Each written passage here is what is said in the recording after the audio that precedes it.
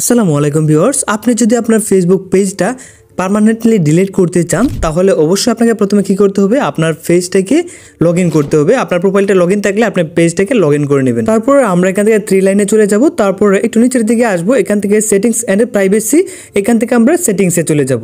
তো সেটিংসে চলে আসার পরে আমরা একটু নিচে স্ক্রল ডাউন করে নিচের দিকে যাব। তারপর আমরা এখানে দেখতে পারবো অ্যাক্সেস এন্ড কন্ট্রোল, দেখতে পাচ্ছেন আমি মার্ক করে দিচ্ছি।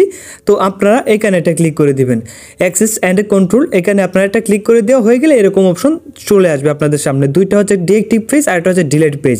তো যেটা ডিলিট হচ্ছে দিস ইজ পার্মানেন্ট, এটা কিন্তু পার্মানেন্টলি ডিলিট হয়ে যাবে, যেটাকে আর ব্যাকআপ আনা যাবে না। আর যদি ডিএক্টিভ করেন তাহলে কিন্তু আপনার পেজটা পরবর্তীতে আবার অ্যাক্টিভ করতে পারেন। তো আমরা যেহেতু ডিলিট করব তাহলে ডিলিট পেজে একটা ক্লিক করে জাস্ট কন্টিনিউ এটা ক্লিক করে দিব। তারপর হচ্ছে এখানে কয়েকটি অপশন চলে আসছে, যদি আমাদের পেজটা ডিলিট করার কোনো কারণ থাকে, স্পেসিফিক কারণ আমরা এখানে দেখাতে পারি, তাছাড়া কন্টিনিউ ক্লিক করলে হবে।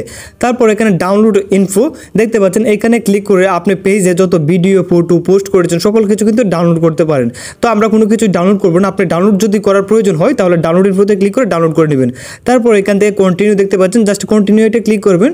তারপর আপনার যে পেজটা খোলার যে আপনার অ্যাকাউন্টটা মানে আপনার প্রোফাইলটা আইডিটার, সেই আইডিটার পাসওয়ার্ডটা দিবেন। পেজে কিন্তু কোনো পাসওয়ার্ড হয় না, আইডির পাসওয়ার্ডটা দিয়ে তারপর ডিলিট পেজে একটা ক্লিক করে দিবেন। এখানে কিন্তু ডেঞ্জারাস দেখাচ্ছে, আপনি একবার যদি এখানে ক্লিক করেন তাহলে কিন্তু আর পেজটা ফেরত পাবেন না। তো আমি এখানে এটা ক্লিক করে দিলাম ডিলিট পেজে। দেখেন আমার কিন্তু প্রোফাইলটা লগ ইন হয়ে যাচ্ছে এখন, আর কিন্তু পেজটা কিন্তু এখন আর শো করবে না এবং আমি চাইলেও আর পেজটাকে ফেরত আনতে পারবো না। তো এখানে কয়েকটা অপশন কিন্তু আমরা পেরিয়ে গিয়ে এটা ডিলিট করেছি। তো এভাবে কিন্তু আপনি পার্মানেন্ট যদি আপনার পেজ ডিলিট করতে চান তাহলে এভাবে আপনি ডিলিট করতে পারেন।